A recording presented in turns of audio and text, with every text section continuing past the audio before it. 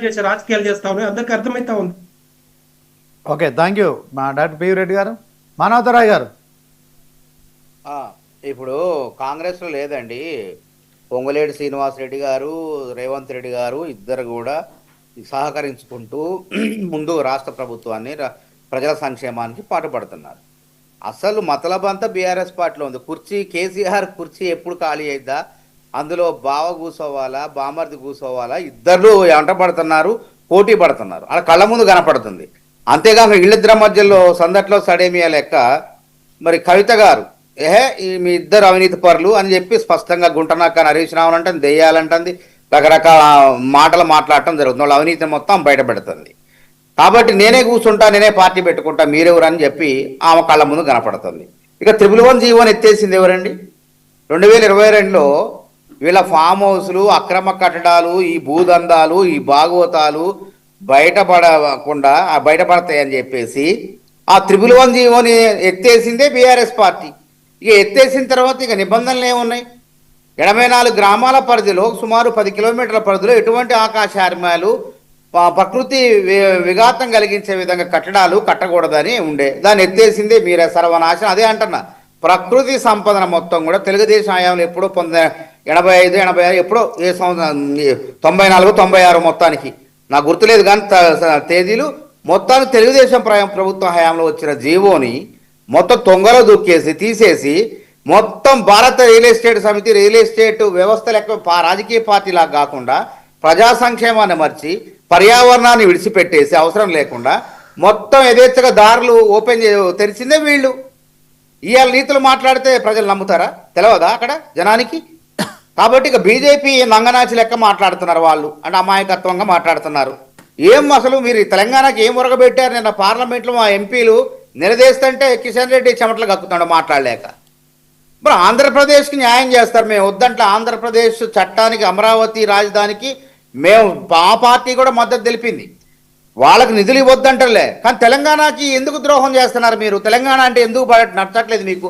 అంటే మీకు సంబంధించినటువంటి మీ భాగస్వామ్య పక్షం లేనందుక, మీకు వ్యతిరేకమైన కాంగ్రెస్ ప్రభుత్వం ఉన్నందుక చెప్పండి.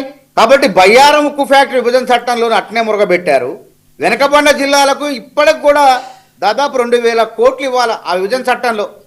ఆ వెనకబడిన జిల్లాల డబ్బులు ఇంతవరకు ఇవ్వలేదు, ఇవ్వాల్సిన డబ్బులే ఇవ్వలేదు మనకి. ఇంకా అంచెలంచెగా ఇచ్చుకుంటూ వస్తున్నారు అది కూడా. కాబట్టి ఇవాళ బీజేపీకి నైతిక హక్కు లేదు. మేమేమంటున్నాం, కాళేశ్వరంలో కేసీఆర్ని ఎందుకు కాపాడుతున్నారు? 10 ఏళ్ళు అధికారంలో ఉండి నరేంద్ర మోడీ విమానం దిగి హైదరాబాద్లో రాంగ్లోనే కాళేశ్వరం ఏటీఎం లెక్క మారింది అంటాడు, అమిత్ షా ఏటీఎం లెక్క మారింది అన్నాడు, నడ్డా అన్నాడు, కిషన్ రెడ్డి అందరూ అన్నారు. మరి ఏటీఎం లెక్క మారిందని కాంగ్రెస్ ప్రభుత్వం బాజాప్తుగా విచారణ జరపమంటే సిబిఐకి పరిధి ఉంటుందా? సిబిఐ అనేది ఒక్కసారి విచారణ జరపమనిస్తే తీగలాగి డొంక మొత్తం కూడా కదిలిస్తుంది. దాని విచారణ వ్యవస్థలే వేరుంటాయి, ప్రత్యేకంగా ఉంటాయి. మొత్తం అసలు సూత్రధారులు మొత్తం కూడా తీసుకొచ్చాడు కూర్చోబెడతాయి. గాలి జనార్దన్ రెడ్డి కేసులో ఏమైంది? 7 ఏళ్ళు జైలు శిక్ష పడింది. అంతా పారదర్శకంగా ఉంటుంది విచారణ వ్యవస్థల్లో. కాబట్టి సిబిసిఐడితో మేము విచారణ జరుపుతాం, పారదర్శకంగానే విచారణ జరుపుతాం. కానీ మీరు ఇచ్చిన కాళేశ్వరంలో ప్రజాధనం మొత్తం కూడా నీళ్లపాలైందని పార్లమెంట్లో మాట్లాడతారు. మరి నీళ్లపాలైన పార్లమెంట్లో కాంగ్రెస్ ప్రభుత్వం విచారణ జరపమనిస్తే దానికి డొంక కుంటి సాకులు చెప్పే విధంగా మాట్లాడుకుంటూ అది ఇంతవరకే ఇచ్చారు, మొత్తం చేయి, నిన్నొద్దని దేవుడు. Controller and auditor general report ఉందా లేదా? ఆ రోజే చెప్పింది కంట్రోలర్. ఇది చాలా ఈ ప్రాజెక్టులో అక్రమాలు ఉన్నాయి, భారీ అవకతవకలు ఉన్నాయి అని మీరు బీఆర్ఎస్ హయాంలో ఉన్నప్పుడే కంట్రోలర్ ఆడిటర్ జనరల్ చెప్పింది. ఆ నివేదికల ఆధారంగా కేంద్ర ప్రభుత్వ సంస్థే కాబట్టి ఆ నివేదికల ఆధారంగా అవకతవకలపై విచారణ జరిపి దాన్ని ఆధారంగా తీసుకొని సరే పీసీ ఘోష్ కమిషన్ అంటే హైకోర్టులో వాళ్ళు ఉపశమనం పొందేందుకు, రక్షణ పొందేందుకు, దొంగతనం బయటపడకుండా హైకోర్టులో ఏదో నడిపిస్తున్నారు కేసు.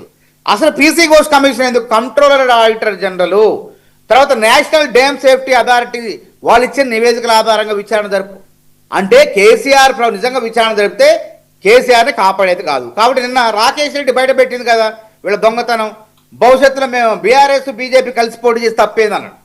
అంతకుముందు కవిత గారు అన్నది. ఈ కేసు కవిత గారు ఏముంది, నన్ను జైల్లో ఉంటే నా గురించి మాట్లాడకుండా బీఆర్ఎస్ బీజేపీ పొత్తు గురించి మాట్లాడటం నన్ను బాధించిందని కవిత గారు చెప్పింది. కవిత గారు చెప్పింది అని వెంటనే రాజాసింగ్ బలపరిచిన, అవును మా వాళ్ళు బీజేపీ వాళ్ళు ప్యాకేజీలకు అమ్ముడు పోతారని రాజాసింగ్ బల్లగుద్ది వాదించిండు. కాబట్టి ఇక్కడ సీఎం రమేష్ ఇంకో అడుగు ముందుకేసి కేటీఆర్ వచ్చి కాళ్ళు పట్టుకున్నాడు. ఆ కేసుల నుంచి తెలంగాణ ప్రభుత్వం మమ్మల్ని వేధిస్తుందని చెప్పి ఆ కేసుల నుంచి మమ్మల్ని బయటపడేయండి అని చెప్పి రకరకాలుగా మాట్లాడి ఆయన దగ్గర ఆయన్ని అమిత్ షాని కలిపేయడని అంటే మరి ఏ విధంగా ఆ రోజు మీడియా సీసీ ఫుటేజ్ నేను బయట పెడతా అని చెప్పడం జరిగింది. ఇటు సీఎం రమేష్, రాజాసింగ్, కవిత వీళ్ళందరూ చెప్పింది మన రాకేష్ రెడ్డి బీజేపీ నాయకుడు. కాబట్టి బీఆర్ఎస్ పార్టీని కాపాడుతున్న ఆ రోజు కాపాడింది.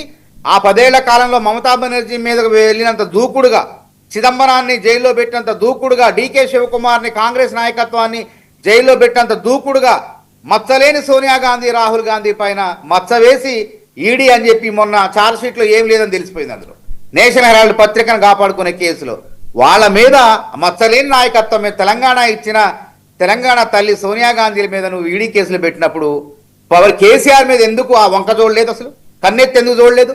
కనీసం ఇప్పుడు కాంగ్రెస్ ప్రభుత్వమే బాజాప్తగా దారి తెరిచింది. జీవో మీరు రావచ్చు, మీరు విచారణ జరపండి అని చెప్పేసి కాంగ్రెస్ ప్రభుత్వం ఇచ్చిన తర్వాత మళ్ళీ కేసీఆర్ ప్రభుత్వాన్ని కాపాడే ప్రయత్నం చేస్తున్నారు.